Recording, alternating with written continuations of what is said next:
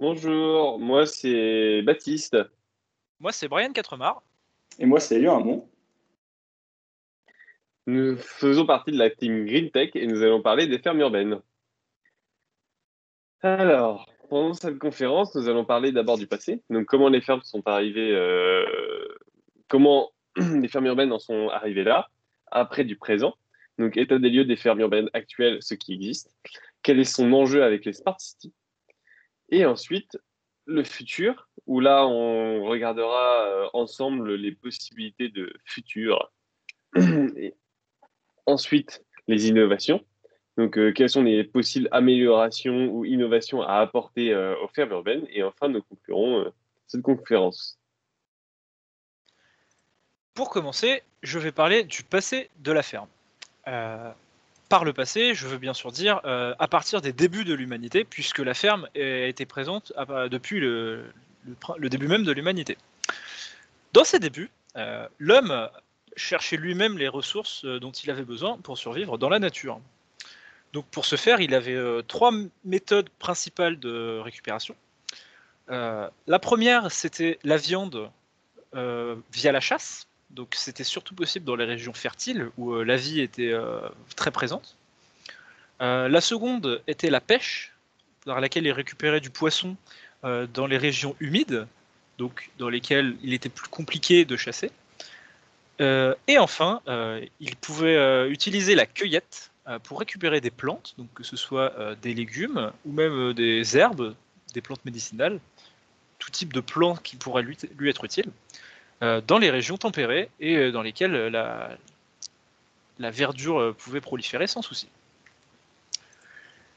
Mais dans un souci d'amélioration, d'optimisation, il s'est mis en quête de chercher des méthodes pour améliorer ces méthodes de production. Donc ça va commencer par des simples méthodes comme le feu, afin de créer de grands espaces pour attirer les herbivores. Ces herbivores qui lui sont utiles pour, par exemple, obtenir du lait, de la fourrure ou même de la viande. Donc en les attirant dans ces zones préconçues par lui-même, il va pouvoir les approcher du village et il s'évite aussi la chasse en les apportant directement dans un certain lieu.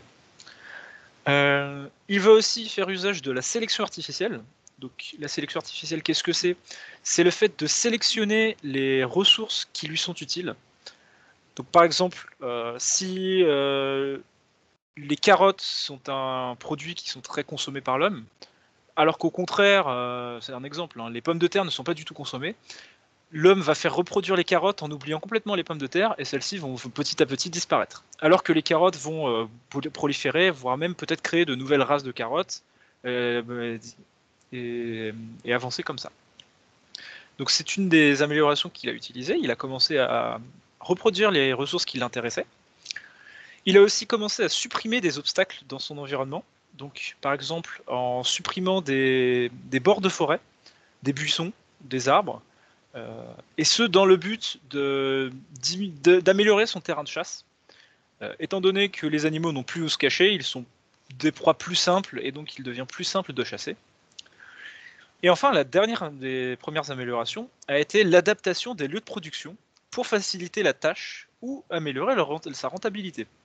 Donc ça va être par exemple en créant des champs dans lesquels la terre sera préparée spécialement pour les plantes et donc elles pourront pousser plus facilement. C'est donc comme ça que sont apparues nos premières fermes, puisque c'est là la définition d'une ferme, un lieu spécialisé dans la production de ressources.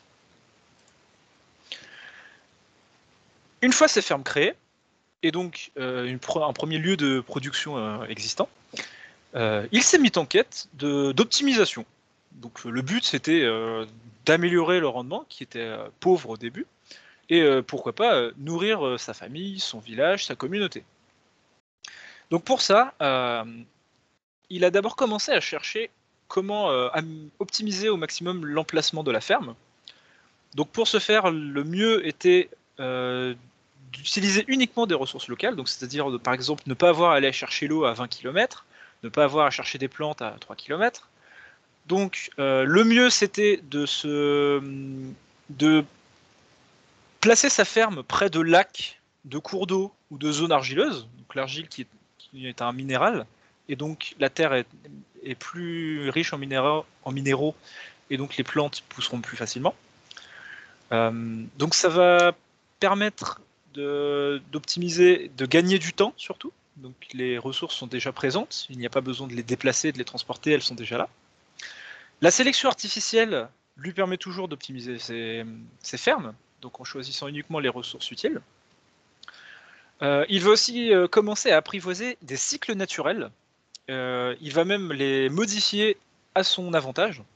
Donc quand je parle de cycle naturel, par exemple, c'est en modifiant la pousse des plantes, donc par exemple en lui apportant des minéraux, comme je disais, avec les sols argileux, et en reproduisant les espèces sélectionnées, comme je disais, avec la sélection naturelle. Et enfin, la dernière amélioration, c'est le partage de connaissances. Parmi toutes ces optimisations que l'homme va faire, il va pouvoir acquérir beaucoup de connaissances qu'il va pouvoir enfin partager avec ses semblables, donc que ce soit les gens de sa communauté, ou ses descendants, et donc créant un premier échange d'informations de génération en génération. Les conséquences de ces premières fermes qui sont de plus en plus efficaces, ça va être une augmentation de la population mondiale.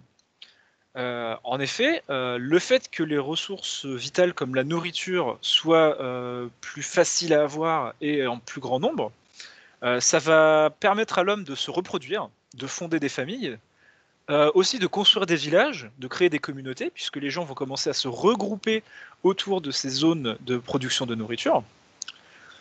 Mais qui dit création de communautés va aussi permettre l'apparition de nouveaux systèmes, comme par exemple le fait que ces nouvelles communautés vont pouvoir participer à l'agriculture et augmenter encore le rendement.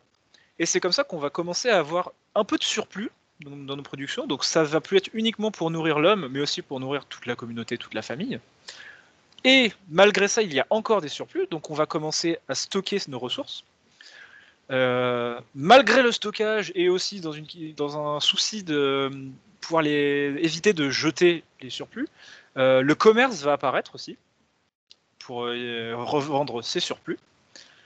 Ça va aussi créer l'apparition de villes, puisque les gens vont se dire ah, je n'ai pas besoin d'une ferme pour survivre, je peux aller à côté de cette ferme et j'achèterai ma nourriture.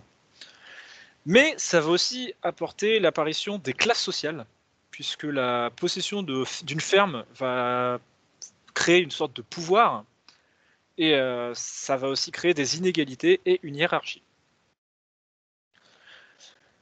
Afin d'améliorer encore ces fermes, l'homme va chercher des méthodes de production donc de ces plantes, par exemple, de ces légumes.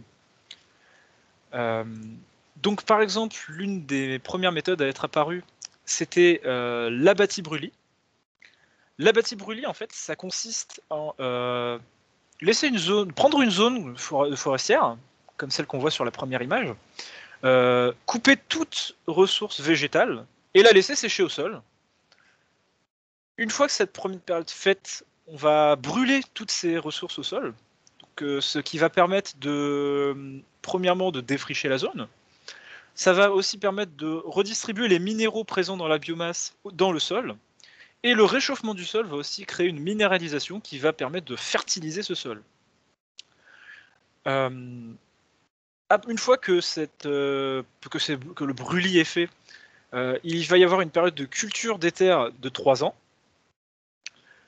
Puis, une fois que donc c'est environ 3 ans, au bout des 3 ans, la terre a perdu en fertilité, les cultures poussent moins, donc il va falloir abandonner pour laisser la nature repousser, reprendre les lieux, et cette période durait environ 10 à 50 ans. Dans la région sèche, cette méthode n'était pas possible puisqu'il n'y avait pas de verdure, donc ça a obligé les populations à migrer dans les zones où il y avait de l'eau, donc notamment les vallées de grands fleuves ou les vallées de fleuves qui descendent des montagnes, voire même les oasis dans les déserts. Ça a permis donc ces hommes-là ne pouvaient toujours pas utiliser la bâtis brûlés. Ils ont donc découvert de nouvelles méthodes. Donc la première méthode, ça va être la culture de décrue. Donc dans celle-ci, en fait, on va profiter de la crue d'un fleuve afin d'utiliser l'eau retenue, de retenir l'eau qui provient de la crue, afin de recharger les sols qui sont en grave manque, et aussi de les refertiliser. Le principe de cette méthode, c'est donc d'en faire bénéficier la plus grande surface possible, afin qu'on puisse avoir une plus grande surface de production.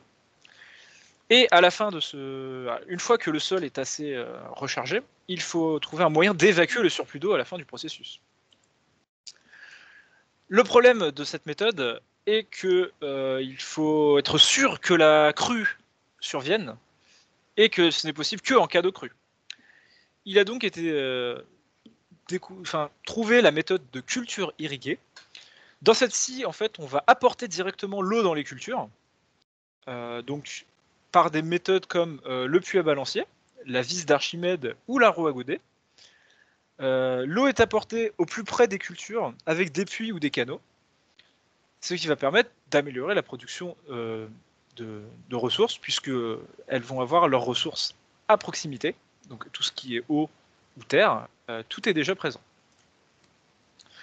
Dans les zones tropicales et humides, il était trop compliqué d'utiliser ces méthodes-là, et étant donné que les fonds des vallées sont constamment arrosés de pluie en crue, c'est donc la culture en riziculture aquatique qui a été développée. Donc les toutes premières rizières étaient implantées dans des plans d'eau naturels, mais dans un but d'optimisation et d'amélioration. Ce sont les casiers rizicoles, qui sont apparus. Donc c'était des casiers à fond plat et entourés d'une digue en terre afin de retenir l'eau. Dans ces zones, en fait, on utilisait du riz flottant. Et en fait, c'est une variété de riz qui adapte la longueur de sa tige par rapport au niveau de l'eau. Donc ça faisait que s'il y avait plus d'eau pendant une période, le riz s'adaptait et donc la culture n'était pas impactée. Cette méthode fonctionnant particulièrement bien est ensuite apparue la culture en terrasse. Donc le principe en fait c'était de pouvoir utiliser les versants de vallée ou même les endroits vallonnés, de créer des petits étages comme on voit sur la photo, et on pouvait ensuite faire de la riziculture directement. L'avantage de ces méthodes-là, c'est qu'il n'y a plus besoin de gérer l'écoulement et l'infiltration de l'eau, puisqu'elle est gérée directement par la pluie. En fait, l'eau va arriver depuis tout le haut des vallées et va ruisseler petit à petit sur chaque étage, faisant profiter à chaque étage. L'avantage de cette méthode, c'est que ça va préserver l'érosion du sol, car ce n'est pas une grosse quantité d'eau qui va se déplacer d'un coup, mais un petit flux petit à petit. En Europe, en revanche, c'est plutôt la culture en jachère qui est apparue. Donc le principe de la méthode, c'était de labourer le champ une première fois. On le laisse en jachère pendant 1 an, c'est-à-dire on n'y touche plus. On va peut-être remuer un petit peu la terre, mais pas vraiment. Ensuite, on refait une période de labourage. Donc le but, ça va être de détruire toutes les adventices qui ont pu pousser pendant cette période, et aussi d'enfouir la fumure produite par les animaux, afin de refertiliser le sol. Une fois que le sol est prêt, on peut commencer à cultiver pendant une certaine période, donc qui est toujours de 3 ans, il me semble.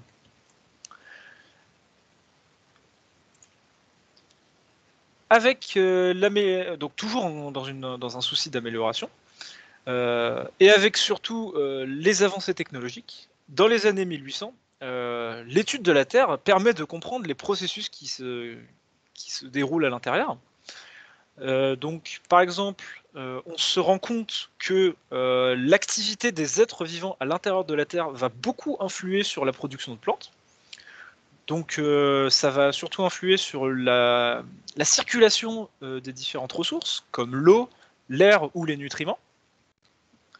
On va aussi découvrir qu'il y a des structures servant de réservoirs nutritifs, donc, dont dépendent l'absorption de l'eau des éléments nutritifs, et donc qui va déterminer la fertilité. Ces avancées vont aussi permettre de découvrir les engrais et les amendements. Donc les engrais, ce sont des minéraux qui vont permettre, donc ce sont les ressources des plantes en fait. Ça va permettre de compenser les ressources qu'utilisent les plantes, tandis que les amendements, ce sont l'ajout de minéraux pour modifier l'absorption des nutriments par la terre. Avec l'apparition des machines en 1900 et des énergies fossiles, les efforts baissent grandement et le rendement explose. C'est donc la révolution verte, avec une énorme intensification de l'agriculture. Cependant, ces ressources étant coûteuses, on voit l'apparition des coopératives agricoles, donc qui vont permettre à différents agriculteurs de s'associer afin de se partager leurs ressources.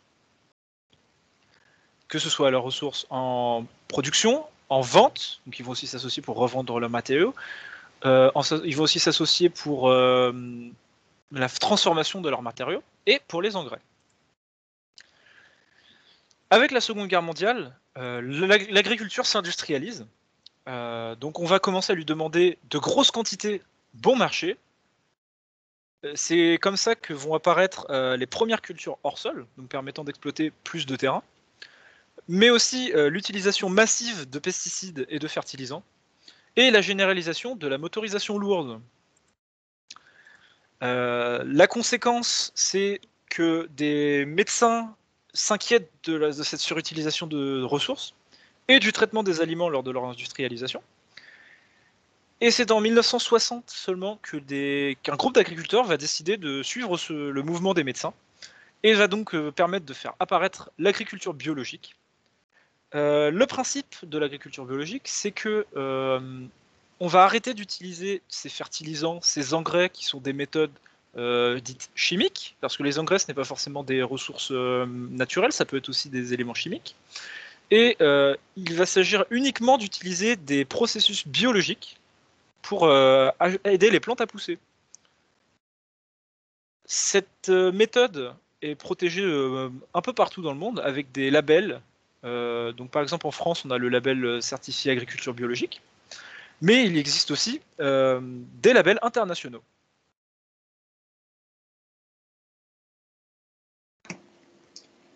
Donc, comme on l'a vu précédemment, l'amélioration continue a permis la forte croissance de la population mondiale, mais on est rapidement arrivé à un constat dans le XXe siècle, c'est que les espaces agricoles sont peu à peu réduits à cause de l'extension des espaces urbains. Depuis les années 1990, une nouvelle idée est apparue, la ferme urbaine. Elle consiste à exploiter l'espace urbain habituellement vide ou à l'abandon à des fins agricoles. Plus formellement, on peut définir la ferme urbaine comme la production, la transformation et la distribution d'aliments produits à l'intérieur des villes ou de sa périphérie. La ferme urbaine vient en complément des fermes traditionnelles en proposant d'une part d'exploiter une partie de l'espace urbain pour la production agricole et d'autre part en fournissant une agriculture locale. L'avantage de ce nouveau type émergent d'agriculture est qu'il ne nécessite pas de grands espaces comme en campagne. En effet, elle peut être pratiquée sur les toits des bâtiments, dans les jardins ou dans les cours des maisons, dans des potagers partagés ou même dans des espaces publics. Les produits issus de ces fermes seront consommés par leurs producteurs ou vendus dans les marchés de la ville, principalement via les circuits courts. Les produits sont divers. On a bien sûr les traditionnels fruits, légumes, champignons et dans une moindre mesure les céréales, mais aussi des produits non alimentaires tels que les herbes médicinales et aromatiques, et aussi l'élevage d'animaux, et notamment la volaille et les lapins. L'agriculture urbaine peut prendre des formes très différentes en fonction de ses promoteurs, que ce soit des entreprises, des collectivités locales ou les consommateurs eux-mêmes. Des objectifs de la ferme, qu'elle soit pour alimenter les populations ou atteindre l'autosuffisance alimentaire des territoires, le développement local ou la végétalisation, mais aussi les lieux choisis, les techniques employées ou bien les fonctions. Aussi, les porteurs de projets ne proviennent pas forcément de l'univers agricole. Il y a aussi des urbains, des représentants de collectivités, des dirigeants de start-up, etc. Et bien qu'il n'existe pas de classification officielle des types de fermes urbaines, on peut tout de même trouver un moyen de les catégoriser par leurs fonctions. Le premier type de ferme urbaine, c'est la ferme urbaine non professionnelle collective. Elle comporte les jardins familiaux, les jardins partagés, les poulaillers collectifs, etc. Ce sont des parcelles de terrain mises à la disposition à la population par les municipalités. Les produits sont surtout des fruits et des légumes, du miel ou des œufs. La production peut se faire soit en sol, soit hors sol, voire éventuellement en permaculture. Et surtout, ce sont des produits qui sont produits sans produits phytosanitaires, ce qui représente un intérêt écologique. Les objectifs de cette agriculture sont d'une part la production d'aliments pour la consommation personnelle et éventuellement faire des dons, mais aussi pédagogiques, sociales, récréatifs et environnementaux. Le deuxième type de ferme urbaine est l'agriculture non professionnelle individuelle. Celle-ci se fait dans des potagers des propriétés individuelles qui sont financées par les citoyens eux-mêmes. La production est similaire à l'agriculture collective, à savoir fruits et légumes, œufs ou miel, et c'est principalement produit en sol, la culture hors sol étant assez marginale. Il peut cependant arriver que les citoyens utilisent des produits phytosanitaires, ce qui enlève l'aspect environnemental. Les produits sont exclusivement pour la consommation personnelle, mais aussi le côté récréatif des citoyens. Nous avons ensuite l'agriculture servicielle, qui fournit, comme son nom l'indique, des services, mais aussi la production notamment de fruits et de miel, et éventuellement le bétail qui est élevé en éco-pâturage. Cette agriculture se fait surtout via les éco-pâturages dont je viens de parler, les poulaillers, l'apiculture et aussi l'arboriculture. Et ce sont des projets qui peuvent être portés et financés par des fonds publics grâce par les collectivités territoriales, par des fonds privés avec les entreprises ou par des subventions avec les associations. Il existe aussi un cas qui est assez marginal qui est le financement participatif. Les objectifs ici sont principalement de faire de la sensibilisation et de la pédagogie aux citoyens, mais aussi de faire de l'introduction de la nature en ville pour tous les services écosystémiques qu'elle apporte. Et même si elle sert principalement à fournir des services, il arrive parfois que la production soit vendue, mais uniquement en circuit court de proximité. Ensuite, nous avons l'agriculture professionnelle, sociale et solidaire, qui se déroule dans zones urbaines ou périurbaines, que ce soit dans des zones privées ou publiques. Ça peut être des toits, des friches, des parkings ou des conteneurs. La production peut y être faite en sol comme en hors sol et en général sans produits phytosanitaires. Les produits sont principalement les légumes, les petits fruits, et les champignons et les algues dont la consommation se fait via les circuits courts de proximité. Ces projets sont portés par les entreprises avec des fonds privés, des subventions via les associations ou par les fonds publics avec les coopératives. L'objectif est d'une part productif, notamment pour les entreprises, mais aussi environnemental, social et pédagogique. Nous avons ensuite la ferme professionnelle high-tech ou indoor, qui se déroule dans des zones urbaines privées comme les toits, les parkings, des conteneurs ou des grands bâtiments. La production est en grande majorité hors sol, hydroponique et verticale. Cela représente un environnement contrôlé qui permet la production de légumes, de petits fruits, de champignons, mais aussi d'herbes aromatiques et médicinales. L'objectif ici est la production pour la vente, aussi bien en circuit court qu'en filière longue. L'objectif de production fait que c'est une agriculture qui est principalement financée par des fonds privés, via les entreprises et les startups. Enfin, nous avons la ferme périurbaine classique, située dans les zones agricoles périurbaines privées. Ces projets sont réalisés par des entreprises et exploitants agricoles, avec des fonds privés et avec comme objectif la production. On peut aussi noter dans une moindre mesure la pédagogie. Les produits peuvent être des végétaux comme les fruits et légumes et aussi les céréales, mais aussi l'élevage d'animaux pour la viande et les produits laitiers, et le tout se fait en utilisant les mêmes techniques qu'en milieu rural. En dehors de l'agriculture périurbaine, les fermes urbaines sont principalement sur de petites surfaces et produisent principalement des aliments simples comme les fruits, légumes, des œufs ou du miel. Leur principale problématique est leur rentabilité puisque produire des fruits et légumes en ville coûte beaucoup plus cher qu'à la campagne, jusqu'à 10 fois plus en fonction de l'emplacement de la ferme et de l'habillement produit. Le surcoût est dû à l'urbanisation elle-même. Le coût du foncier est beaucoup plus important en ville qu'à la campagne, et il y a aussi un fort manque de place en ville, et aussi une grosse difficulté à la sécurisation de cet espace, notamment contre la délinquance. Il y a aussi des coûts liés à la protection contre la dégradation et contre la pollution de l'air.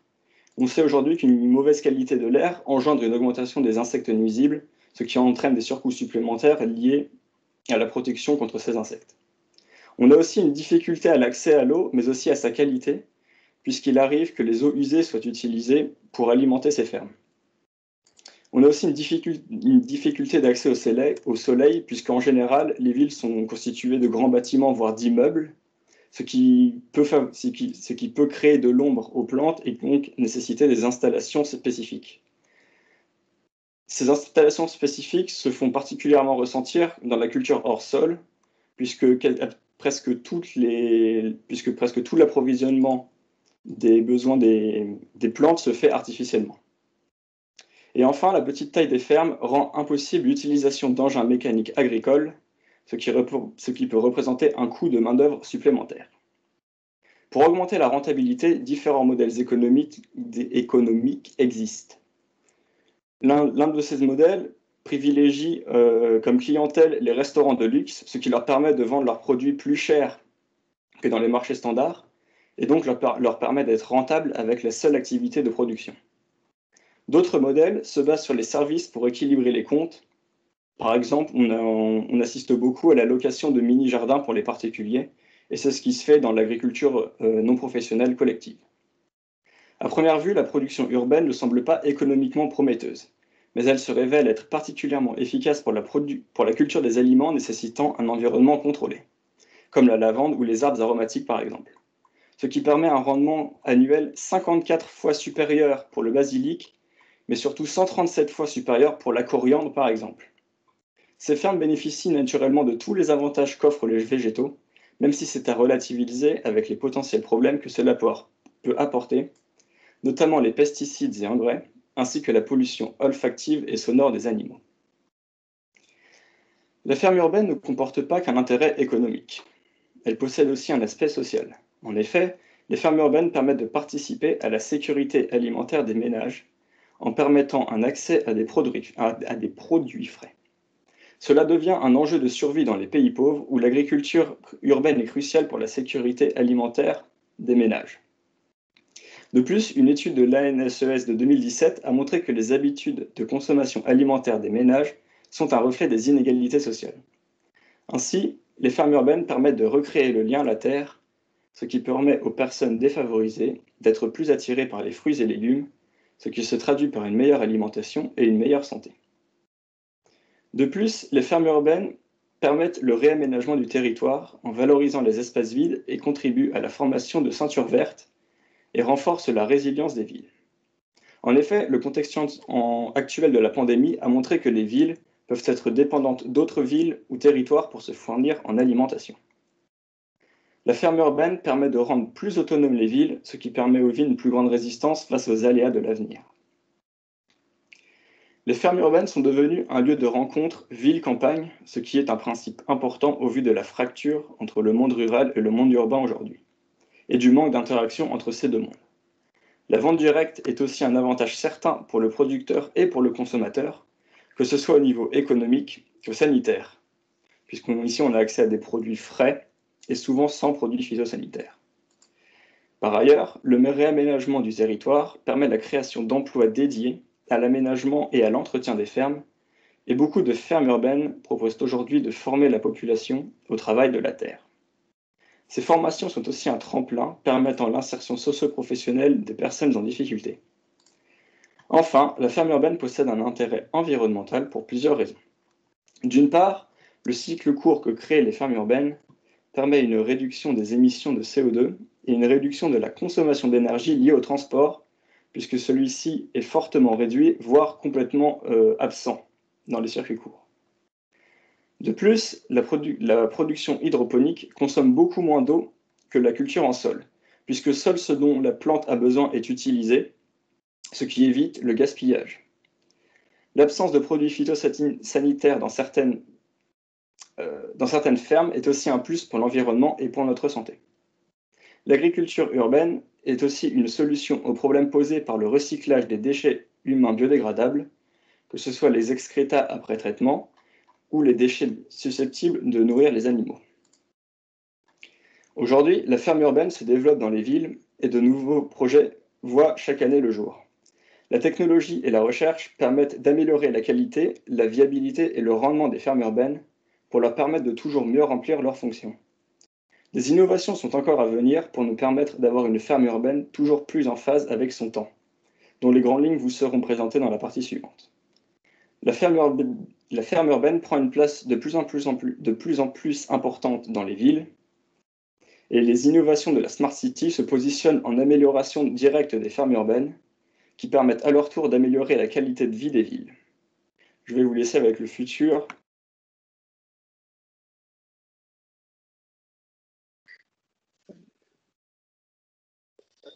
Ok. Donc, le futur. Il faut savoir qu'aujourd'hui, nous allons, comme dit par mon Elian précédemment, aujourd'hui, plus de 50% de l'humanité se trouve désormais dans les villes. S'il apparaît facile de créer un jardin collaboratif en campagne, comme comment faire dans les métropoles? La question qui se pose alors est de savoir comment transformer tout ce bitume et ces bâtiments qui ont des toits ou autres structures en ferme urbaine, quelle que soit quelle que soit son envergure et surtout s'adapter aux besoins. Et la question qui se pose aussi aujourd'hui, c'est la question de l'écologie. Donc, le rôle de la ferme sera donc le rôle de la ferme urbaine sera donc de mettre au centre de la ville l'agriculture sous toutes ses formes. Tout d'abord, nous allons parler de l'anthropisation. L'anthropisation consiste à la transformation d'espaces, de paysages, d'écosystèmes ou de milieux semi-naturels sous l'action de l'homme. Par exemple, nous avons pu voir nous avons pu voir être construits dans les années qui vont venir ou qui existent déjà, des hôtels, comme l'image en bas à droite, entiers, ou encore un parc, comme l'image qui est à l'opposé, sur un toit dans une ville. Ou tout simplement le projet qui est en cours de construction de 14 000 m² sur les toits du parc des expositions à Paris, porte de Versailles.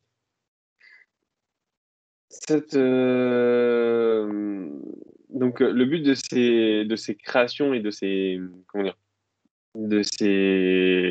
réalisations et de ces structures est de lutter contre l'anthropisation et de se réinventer dans l'utilisation de nos espaces tous les jours à travers ces fermes urbaines. Les innovations, on a pu voir aussi par le biais de ces fermes, pas juste, comme le disait mon camarade, voir des fonds collectifs ou beaucoup publics ou des associations qui se sont mis à faire ce type de ferme. Nous avons aussi vu des fonds privés s'y mettre à grande échelle et promouvoir justement cette nouvelle manière de créer et de produire des produits pour nourrir l'humanité, quelle que soit la grandeur. Ces nouveaux moyens ont permis de mettre en exergue des réseaux de distribution beaucoup plus locaux, fair trade, bio, et surtout supprimer tout ce qui est mild food. Par exemple, nous avons eu un Japonais qui a créé une entreprise entière qui a permis de créer 10 000 laitues chaque jour grâce à cette agriculture qu'il a intériorisée et il a mis en place de l'aide et grâce à des processus ingénieux comme l'optimisation de l'eau. Et c'est un exemple que nous allons revoir plus tard, plus précisément. Il ne faut pas s'arrêter qu'à ce genre de structure. Nos villes sont remplies de toits, terrasses sur lesquels nous pourrions potentiellement intégrer des jardins partagés et, et adapter des cultures pour créer de nouveaux espaces verts et pas que verts, et bien-être. Ces fermes urbaines pourraient redessiner le monde tel que nous le connaissons et mettre en avant d'anciennes et nouvelles manières de vivre, de consommer. Nous pourrions voir le retour en force du bio, du commerce équitable ou encore venant directement du circuit court, de nos toits terrasses à nos assiettes, supprimant ainsi les food miles. Mais mise en place de ces fermes et aussi ont aussi un coût parfois exorbitant, faramineux, comme je le disais dans l'exemple. Non, pardon. Ont parfois un coût faramineux, mais doivent être aussi mis en exergue par une faramineux, mais permettent aussi la production remarquable. 1, 2, 3. Excusez-moi. Peut aussi permettre de mettre une production assez remarquable grâce à l'optimisation et à l'ajout de nouvelles techniques comme des fermes verticales géantes. Donc, ça serait des bâtiments entiers dédiés à la création, par exemple, des 1000 salades, comme dans l'exemple ci-dessous, ou d'hydroponie. Donc, nous avons du coup différents porteurs de projets, que ce soit les entreprises, les startups. Par exemple, en France, grâce à la French Tech, nous avons pu voir jusqu'à 40 entreprises ou startups qui se sont penchées sur la question, que ce soit à travers les IA,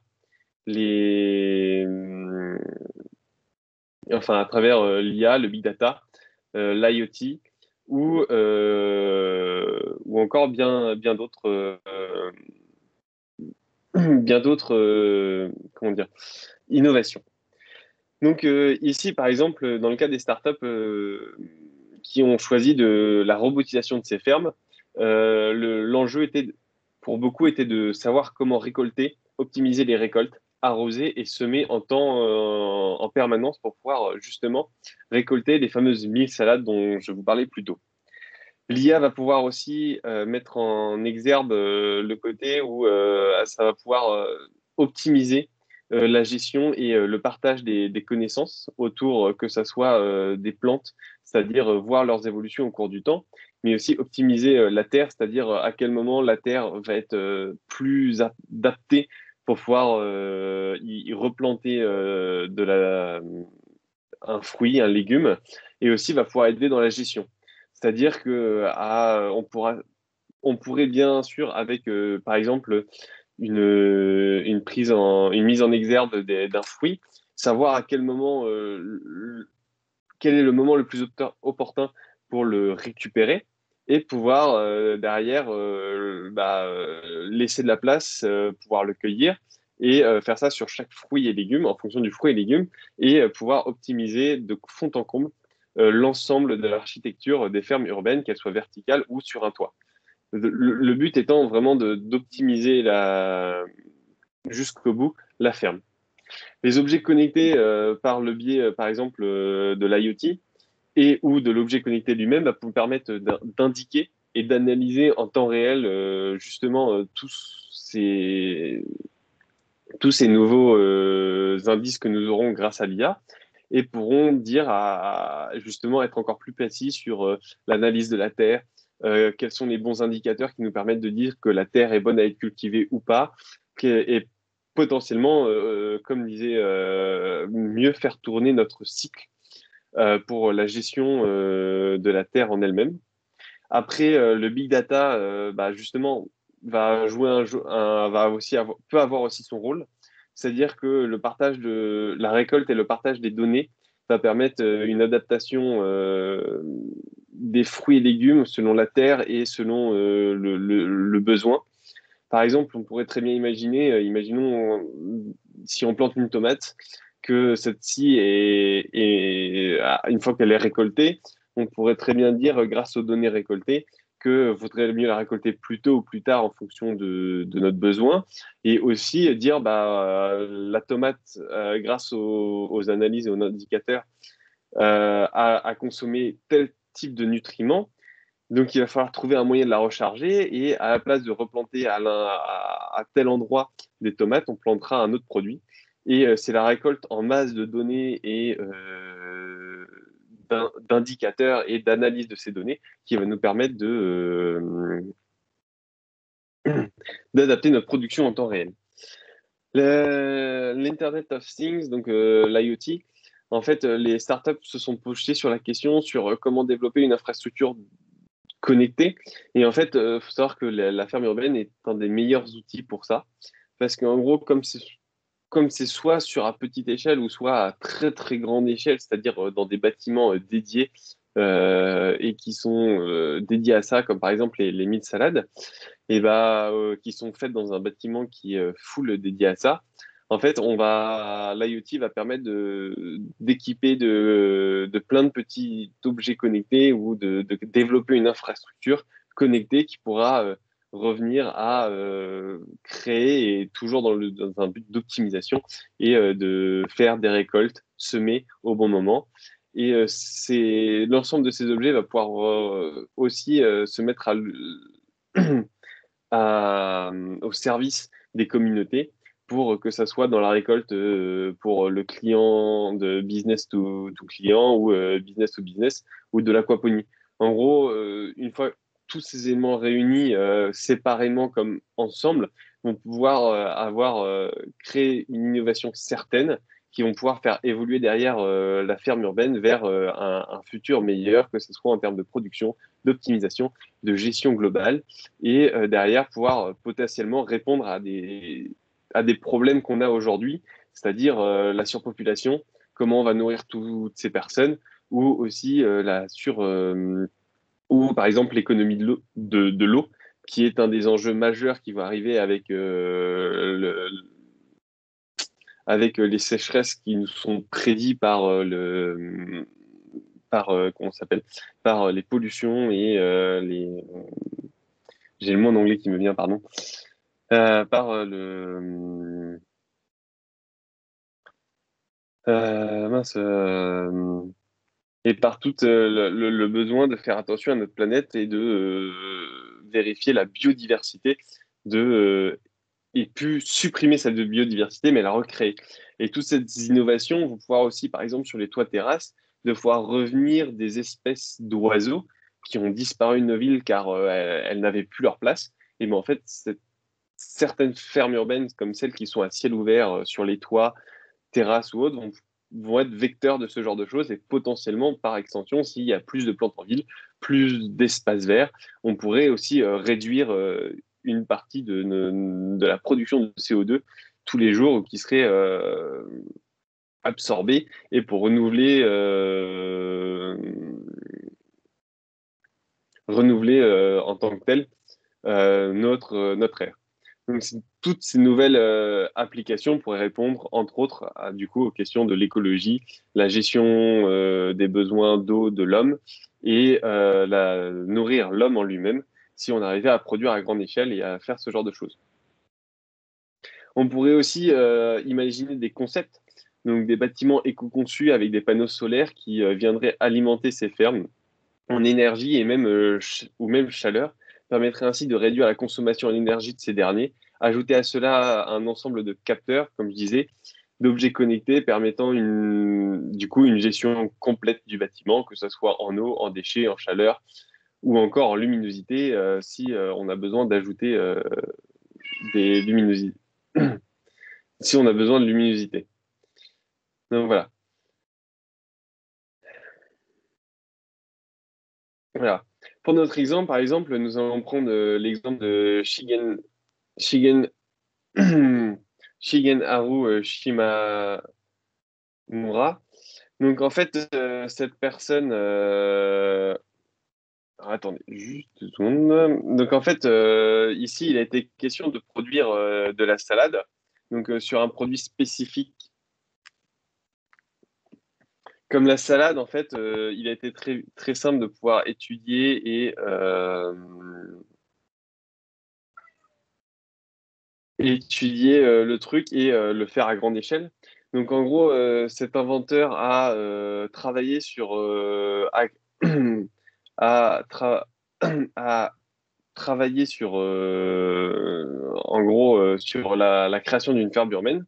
Donc il faut savoir que c'est le PDG d'une société qui a transformé une ancienne ferme, enfin, qui a transformé en ferme urbaine une ancienne usine de semi-conducteurs de Sony.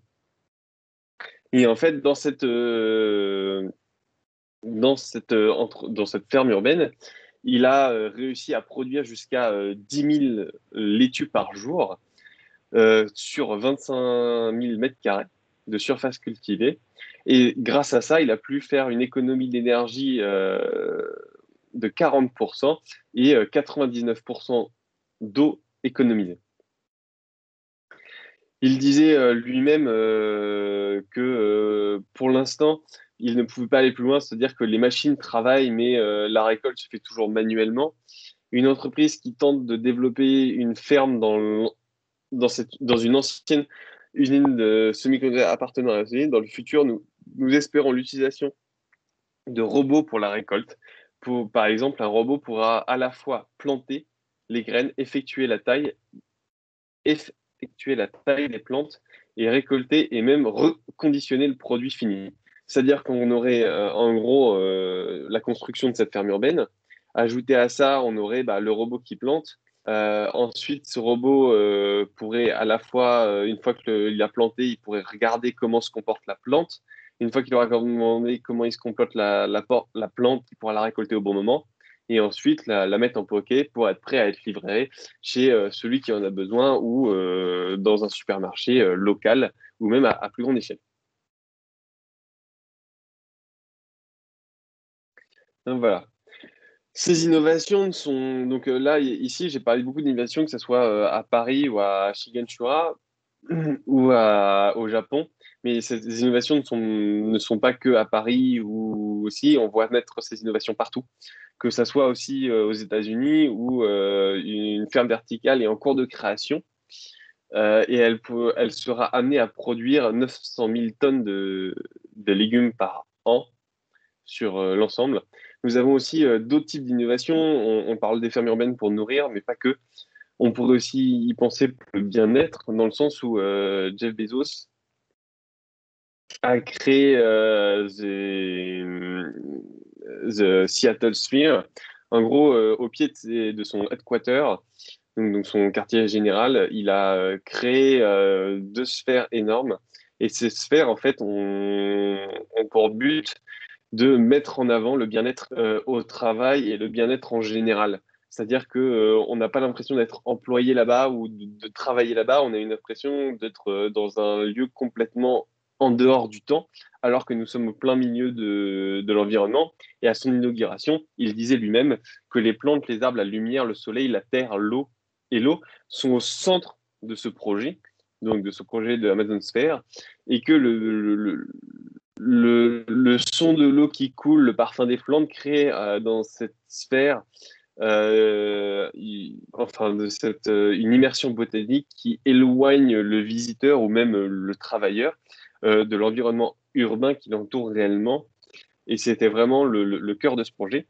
Et on a pu voir aussi d'autres projets comme ça un peu partout, comme la High Line de New York, où en gros, en plus de Central Park, qui est déjà une ferme urbaine à elle toute seule, où d'autres projets ont été intégrés comme l'apiculture dedans, on a pu voir le tram, enfin l'ancienne ligne de train de New York, enfin de métro de New York qui était en l'air, a été récupérée par la ville, remise à disposition des habitants par le pied d'un parc qui a permis de cultiver, enfin pas de cultiver, mais plutôt de créer de l'apiculture, car certaines zones sont dédiées à la découverte et à la démonstration de ce genre de choses pour aussi éduquer le monde qui nous entoure et qui et pas juste vivre nous en tant qu'humains et découvrir les abeilles, quelles en sont via ce genre de projet.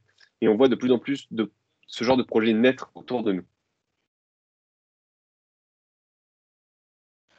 Pour Voilà. conclure, la ferme urbaine, enfin la ferme en elle-même, a toujours été et restera un besoin vital pour l'homme, quelle que soit sa forme, que celle-ci soit dans les campagnes ou sous forme urbaine, comme nous venons de traiter durant cette conférence. Elle constitue aussi toute une économie, tout en représentant un art de vivre et une renaissance de l'homme à travers ses évolutions.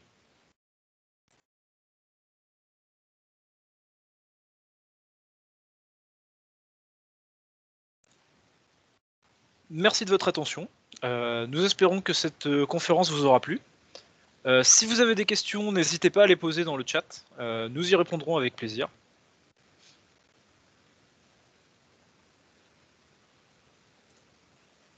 Et bonne continuation à vous.